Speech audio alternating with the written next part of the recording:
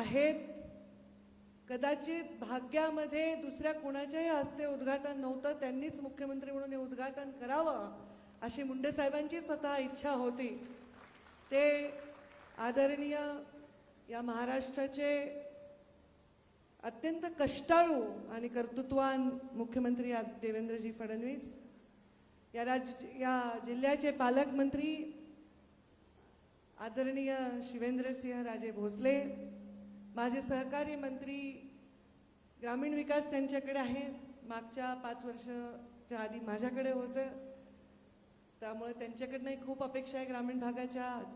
जयकुमारजी गोरे ज्यांनी माझ्यापूर्वी भाषण केलं, माझे बंधू माझे कृषी मंत्री धनंजयजी मुंडे ज्यांनी हा कार्यक्रम आयोजित केला आणि या अनावरणाच्या सोहळ्याला एवढा चांगला भव्य सोहळा आयोजन करण्यामध्ये ज्यांनी अग्रेसर आहेत ते आमदार रमेश अप्पा कराड.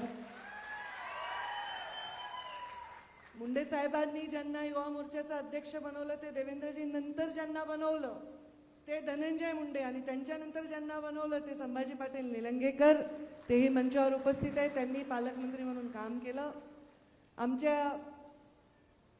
ते आमदार झाले 2दा याचा आनंद आहे, पण आमचं फार वट होती ते असताना मुख्यमंत्री कार्यालयात. अभिमन्यू पवार आता आमदार आहेत, 2दा आनंद आहे. आमचे आमदार विक्रम काळे, आमदार संजय बनसोडे, आदरणीय पाशाभाई पटेल माझे आमदार आता कृषी मूल्य आयोगाचं काम करतायत, बांबूवर फार मोठं काम करतायत. आमचे भाऊजी, आमचे लाडके गोविंदरावजी केंद्रे अण्णा, शिवाजीरावजी कवेकर, संजय कोडगे, या पुतळ्यामध्ये भरपूर धडपड ज्यांनी केली ते तेव्हाचे जिल्हा परिषदचे अध्यक्ष राहुल केंद्रे, ज्यांनी खूप सहकार्य मला केलं आणि म्हणून आम्ही मराठवाड्याची स्थानिक स्वराज्य संस्थेची जागा आम्हाला खूप आशीर्वाद ज्यांच्यामुळे मिळाले. बसवराजी पाटील, आमच्या बहीण अर्चना, म्हणजे तसं मी त्यांना वहिनी म्हणते पण अर्चनाताई पाटील चाकूरकर, कलेक्टर वर्षाताई, त्यांचंही खूप कौतुक सगळेजण करतायत. आणि CEO जिल्हा परिषद राहुल कुमार मीना आणि आयुक्त मानसी मीना, इथे दोघेही मीनाच आहेत का? अच्छा, पती पत्नी एकत्रीकरण, व्हेरी गुड. आणि समोर सर्व मान्यवर मंचावर उपस्थित आणि समोर उपस्थित मुंडे साहेबांवर कुठल्याही अपेक्षेविना त्यांच्या जाण्याच्या पश्चात 11 वर्ष झाले तरी सतत प्रेम करणारे तुम्ही सगळे वडीलधारी मंडळी, माझ्या माय माऊल्यांनो आणि युवा बांधवांनो, खरं आजचा दिवस असा आहे, काय बोलावं मला कळत नाही.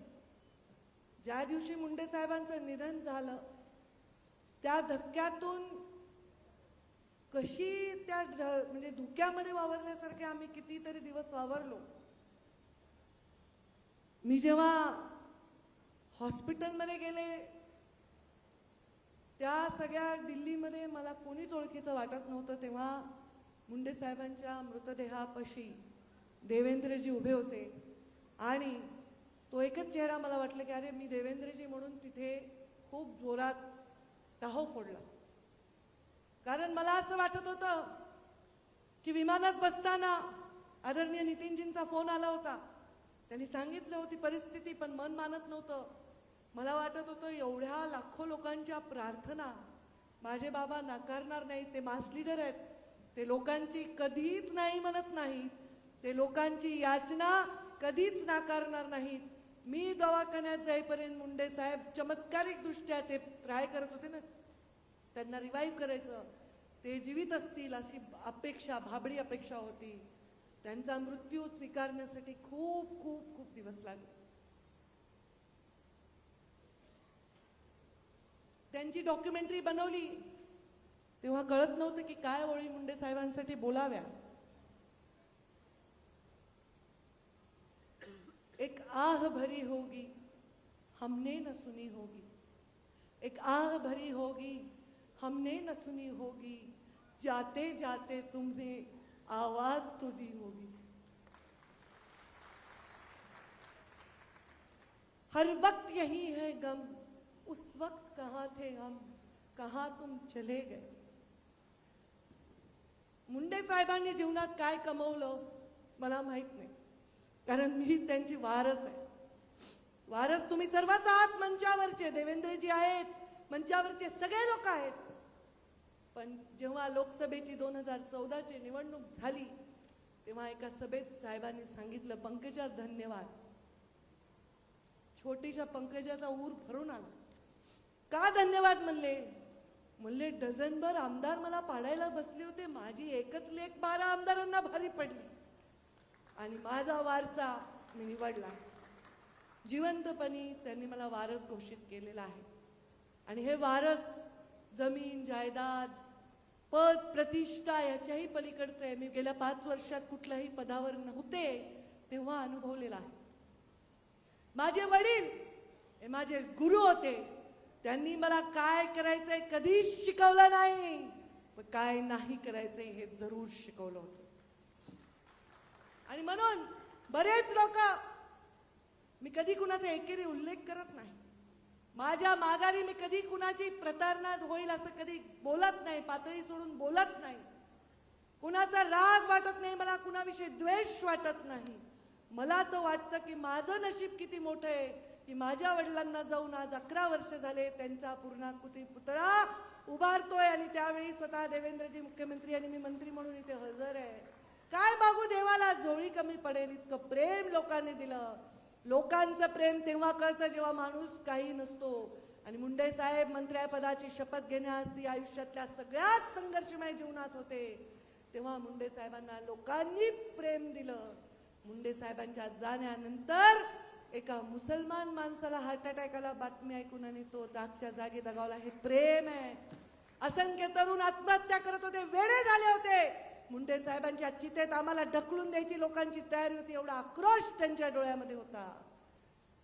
त्या सगळ्या संपत्तीपुढे, या प्रेमापुढे कोणती पद प्रतिष्ठा, कोणतंही वैभव हे माझ्यासाठी मोठं नाही. माझ्या तोंडातून, माझ्या वडिलांनी त्यांच्या तोंडातून सांगितलंय, माझा वारसा आहे, केवढी मोठी जबाबदारी आहे. या सुईच्या टोका एवढी जर त्याला धक्का लागला तर मला खूप वाईट वाटेल. आणि म्हणून मी माझ्या जीवनामध्ये प्रत्येक क्षण स्वर्गातल्या माझ्या बापाची मान कशी वाईट होईल, टाईट होईल असंच वागायचा प्रयत्न कर. त्यांनी सांगितलं, कुणी तुकड्या फेकलेले कधी घ्यायचे नाही, स्वाभिमान गहाण टाकायचा नाही. या महाराष्ट्रातल्या दीन दलित पीडित लोकांना स्वाभिमान देण्यासाठी मुंडे साहेबांनी आपलं आयुष्य वेचलं. त्यांच्या जीवनात काय होतं, संघर्ष तोच करू शकतो ज्याचा पाठीचा कणा ताट आहे आणि ज्याच्यामध्ये स्वाभिमान आहे. आणि हा स्वाभिमान मुंडे साहेबांनी आमच्या रगारगात भरला. आणि दुसरं मला शिकवलं मुंडे साहेबांनी ते म्हणजे क्षमा करणं. मला बऱ्याच वेळा माझे कार्यकर्ते म्हणतात ताई यांनी असं केलं तसं केलं, मी म्हणलं नाही. मुंडे साहेब म्हणायचे, या जगामध्ये कोणताही माणूस बिनकामाचा नसतो आणि कधी गणित बेरजेचंच करायचं असतं. मला वाटतं हे जर कुणी तंतोतंत पाळलं असेल तर देवेंद्रजींनी पाळलेलं आहे. आणि म्हणून या मंचावर आज कोणालाही कमी लेखायचं नाही, कोणालाही मायनस करायचं नाही, बेरजेचं राजकारण करायचं आहे. आणि त्याच्यावर सत्ता येते ना, नुसत्या भावनांवर सत्ता येऊ शकत नाही. सत्ता येण्यासाठी पूर्णपणे प्लॅनिंग करावं लागतं. छत्रपती शिवाजी महाराजांनी आयुष्यामध्ये अनेक युद्ध केले आणि अनेक तहही केले जनतेच्या हितासाठी. जनतेला कुठेही नख लागू नये याच्यासाठी तहही करावं लागतात आणि युद्धही करावं लागतं, यश हे मिळवावं लागतं. हे माझ्या बाबांनी मला सांगितलं. मला दुर्दैवाने बऱ्याच वेळा अपयशाचा सामना करावा लागला, कारण वारशामध्ये संघर्षही आलाय, कारस्थाने आलेत, कट कारस्थाने आलेत. पण कधी मुंडे साहेबांनी सांगितलं, कोणाही विषयी एवढं सुद्धा मनामध्ये विष बाळगायचं नाही. ते आपल्या सिस्टीममध्ये ते विष येतं, आपल्या शरीरात येतं. आणि त्यामुळे प्रत्येक व्यक्तीला जवळ करायचं, आलिंगन देऊन त्याला प्रेमाने जवळ करायचं. मुंडे साहेबांचं जे संस्कार होते त्या संस्कारात वागण्याचा प्रयत्न करते.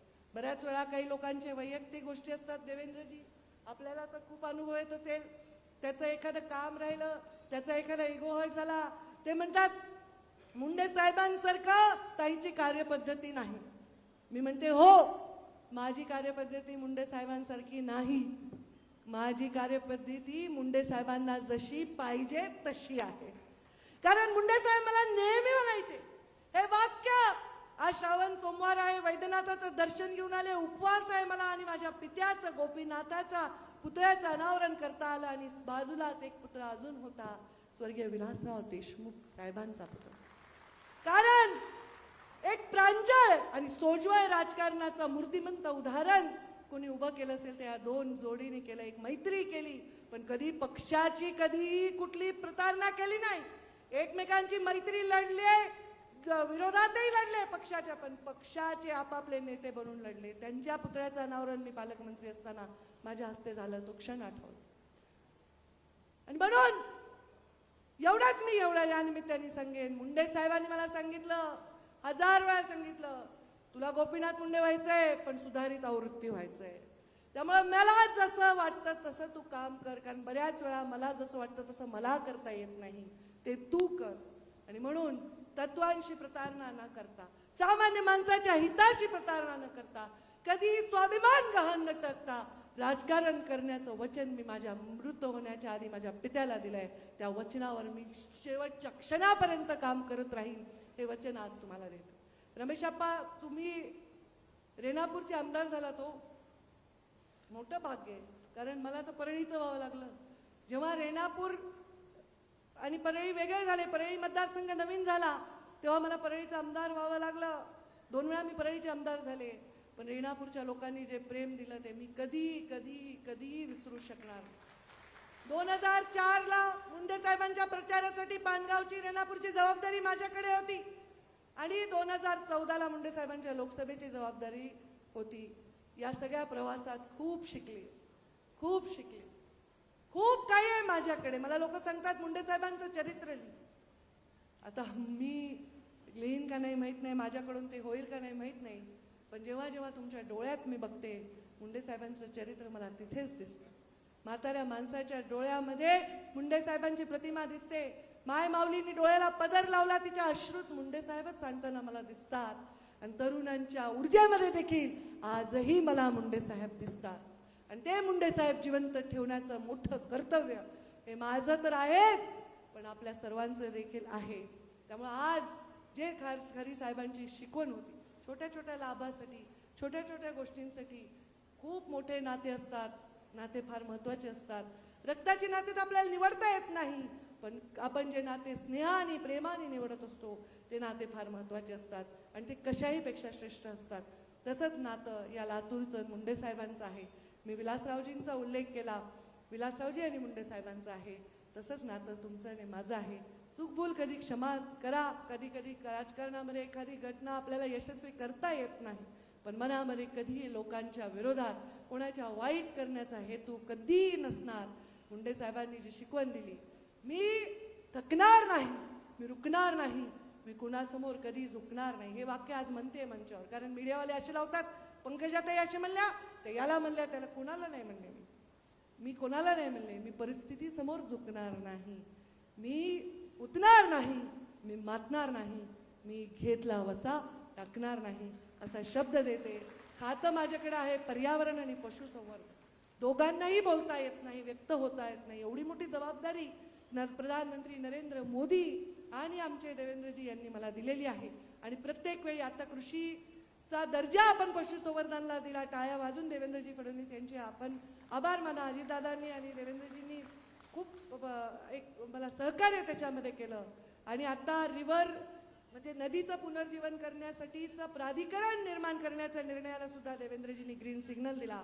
आणि त्यांच्या नेतृत्वाखाली या महाराष्ट्रातल्या सगळ्या नद्या परत पुनर्जीवित होतील, हा एवढासा संकल्प इथे करून जाते.